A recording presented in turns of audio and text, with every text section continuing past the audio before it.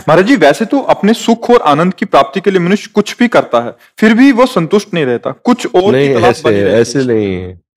कुछ भी करके आनंद को कैसे प्राप्त हो सकता है? आनंद की प्राप्ति आनंद के मार्ग में चलने से होगी, दुख की प्राप्ति दुख के मार्ग में चलने से होगी। मनुष्यों में कुबुद्धि और सुबुद्धि दोनों वास करती है।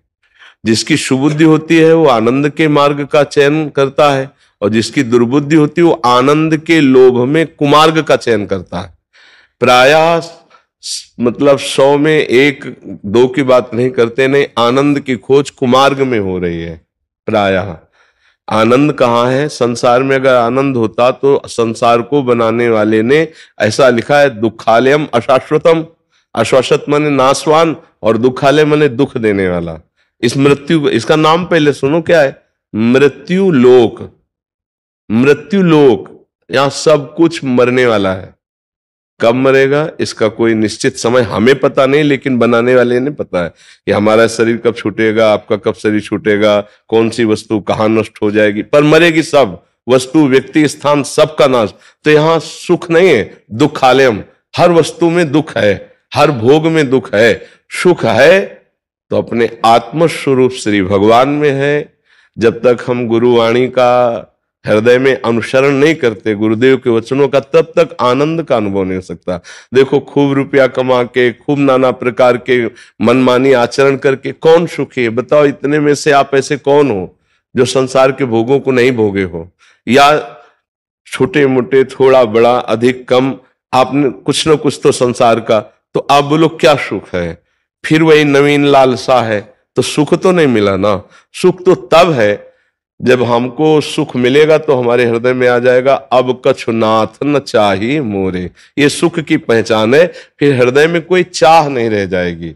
बोलो, संसार में ऐसी कौन सी वस्तु, कौन सी संख्या धन की, या कौन सा व्यक्ति, या कौन सा पद है जिसके प्राप्त होने के बाद हाथ उठा के कह दे कि अब कछु नाथ न चाही मोरे, या ये कह दे अब कृतकृत्य भयो मैं, या पायो परम विश्राम, अब मुझे कुछ नहीं चाहिए। बोलो, कुछ है ऐसा पद?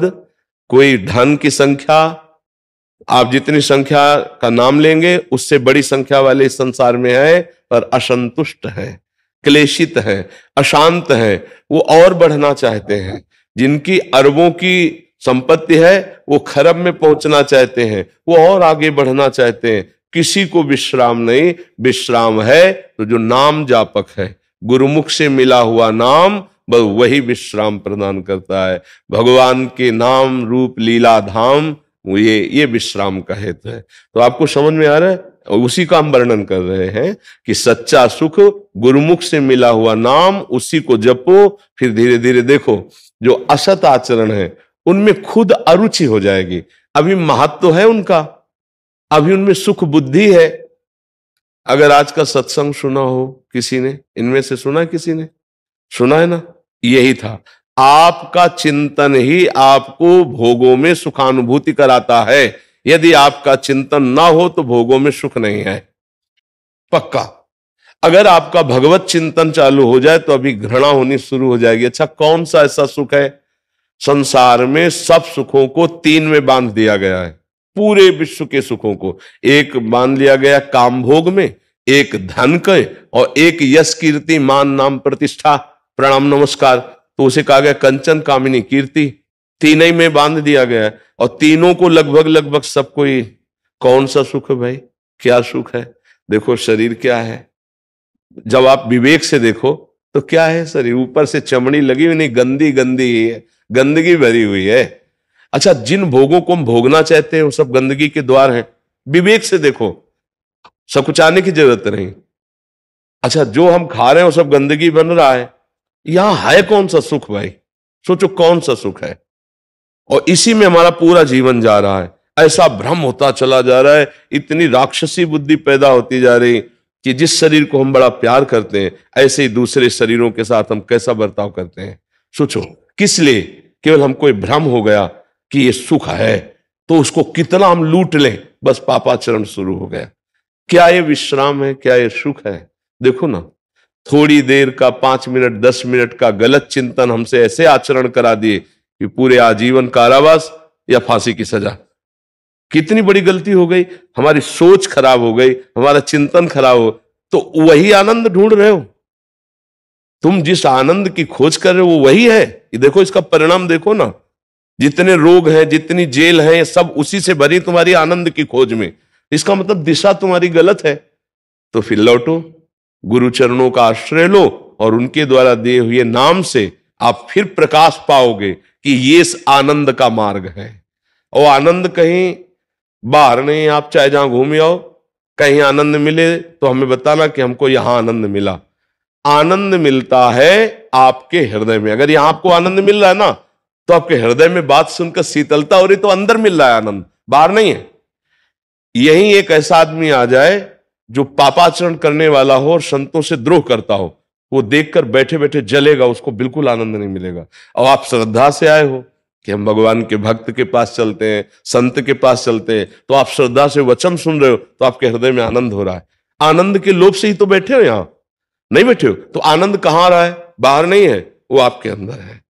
ऐसे ही यदि आप नाम जप करेंगे तो सही रास्ता अंदर से नाम आपको दिखाएगा कि जो घट घट व्यापी परमात्मा तत्व है वो अंदर ही आनंद का समुद्र है। आप डूब जाएंगे, किसी भी बाहरी भोग की जरूरत नहीं पड़ेगी। इसी की खोज के लिए मानवदेह मिला है, चाहे स्त्री शरीर हो चाहे पुरुष शरीर हो।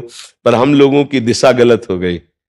जिधर दुख है, जिधर फसाव है, जिधर नर्क है, जिधर दुर्गति, उधर हम जा रहे हैं। रुपये से सुख, शरीर से सुख, भोगों से सुख ना किसी को मिला है, ना मिल रहा है और ना मिलेगा। अभी वो केवल भूल भुलैया में, इसलिए सोच रहा मैं बहुत सुखी हूं।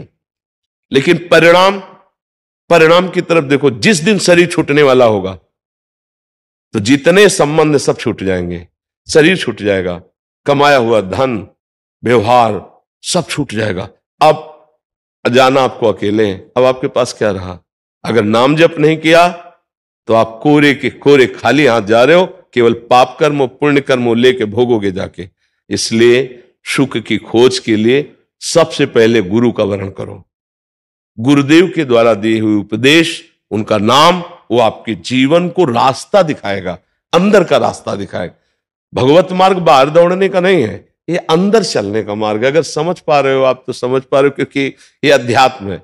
अगर बाहर दौड़ने से भगवत प्राप्ति हो जाती तो चलो दौड़ा जाए, कहां चला जाए? कोई हमें बताओ कहां? इससे बड़ा कोई भगवत क्षेत्र होगा जहां बैठे हो? इसका नाम वृंदावन है। ब्रज 84 कोष भगवान की स्वयं लीला भूमि, भगवान अवतार लिए लीला की। आप सच्चाई से देखो, अगर भजन नहीं करते तो घूम आओ, आपको क्या आनंद मिलता है? डोसा, पकौड़ा, चाट, गोलगप्पा, संसार के दृश्य, यही सब आप देखोगे। आप प्रभु का आनंद नहीं ले सकते यहां भी। और भजन करते हो ना, तो कहीं भी बैठ जाओगे तुम्हें आनंद प्राप्त होगा। हाँ, यहां भजन के परमाणु, भजन करोगे तो अत्यधिक आनंद प्राप्त होगा, लेकिन भजन नहीं करोगे तो तुम्हें आनंद की अनुभूति नहीं होने। बोलो आपको क्या आनंद की अनुभूति होगी? अगर भजन नहीं है तो वृंदावन में आप क्या आनंद ले सकते हो? आप बताओ।